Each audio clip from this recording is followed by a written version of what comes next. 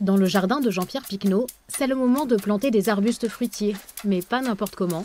Il a soigneusement préparé sa terre. J'ai déjà incorporé du fumier, des feuilles, du broyat, pour améliorer la texture du sol. Une texture qui puisse permettre à la plante d'aller chercher sa nourriture. Fils de paysan, Jean-Pierre défend la biodynamie depuis les années 80. Dans la région, il est connu pour avoir dirigé un groupement d'agriculteurs bio. Il veut maintenant mettre en pratique ses conseils. J'étais pour beaucoup d'années assis à un bureau au chaud à dire aux gens c'est comme ça la solution de l'agriculture. Je trouve ça un peu prétentieux. J'ai dit mon pote, quand tu seras en retraite, tu le feras. Cultiver au rythme des saisons est devenu un travail à plein temps.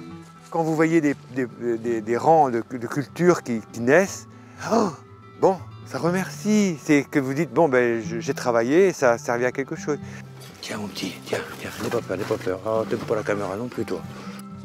Ces animaux, Jean-Pierre les surnomme ses ouvriers. Il y a les nourritures qu'ils vont nous donner, mais il y a aussi surtout le travail qu'ils vont faire. Les poules, c'est formidable pour la gestion des matières à recycler, quoi. C'est formidable ça.